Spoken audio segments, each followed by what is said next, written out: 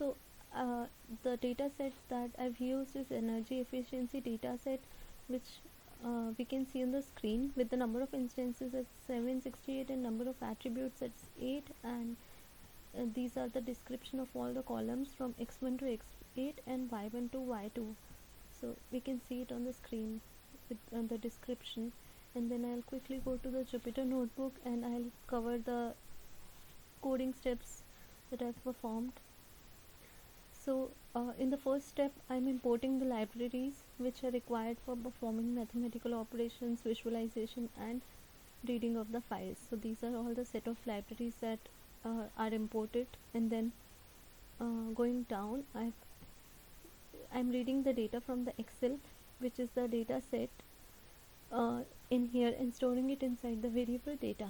And then I'm printing the top 10 rows of the data set.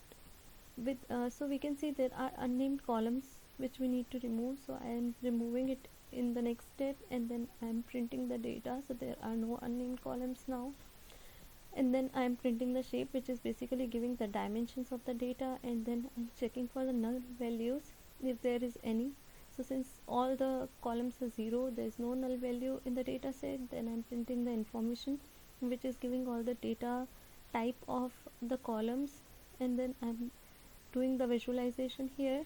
So first I'm calling heat map method. So heat map is drawn, and we can see there's no missing value. So yeah, and then I'm describing the data set here, which is giving the mean, standard deviation, minimum, maximum and percentages of value. Then I'm plotting the bar here for y1 and y2 column. So with respect to the value count for each and every value for y1 and y2 columns, the bar is drawn. So we can see the same on the screen. And then I'm plotting a figure for x1 to x8 and y1 and y2 columns. So with respect to their value, the graph is drawn, and 18,5 is basically the dimensions, the inches for like the height and the width of the curve that I wanted. And then I've drawn the histogram for all the columns. So depending on the range of the data and number of instances, the histogram is drawn. So we can see the same on the screen. And then I've dropped the column y1 and y2, and I've printed x, and I've dropped all the x headers, x1 to x8 columns here. So now I'll quickly cover the linear regression and random forest classifier method that we have used. So we've used sklearn, and in which we are importing linear regression and random forest classifier here. So in sklearn.model selection, I am importing training, test plate and cross value score. So what basically it is doing is it is splitting the data in two subsets, that is train and test. And in cross value score, we are evaluating the performance of the data.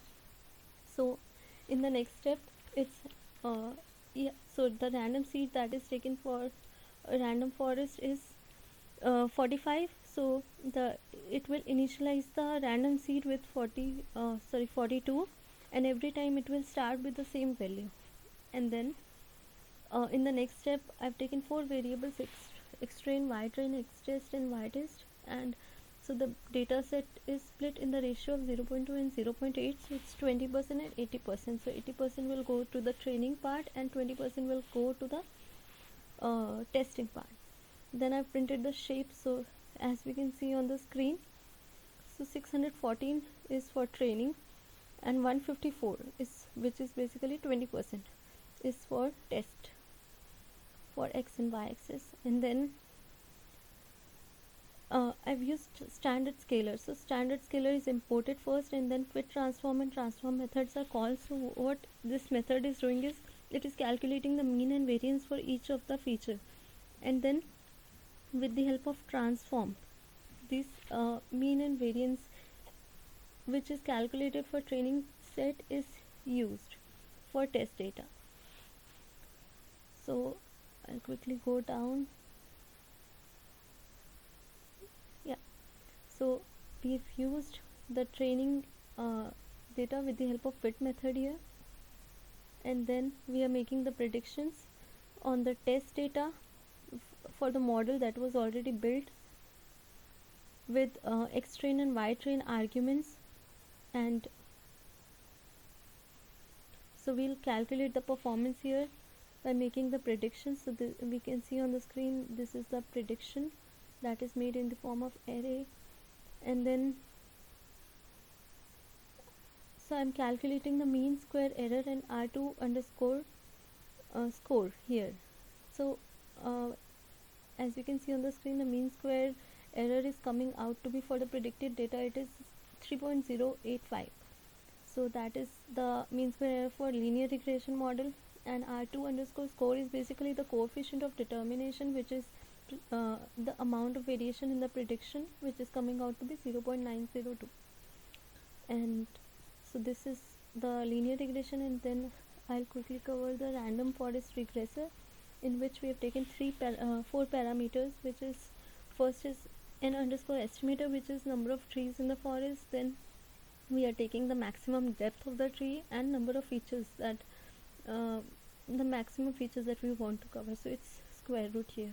And then I'm calling fit method here. Fit is again calculating the mean and variance of each of the feature, and then I'm calculating the score, so it is coming out to be 0.968 for random forest, and then the mean square error, which is coming out to be 3.004 for the predicted data.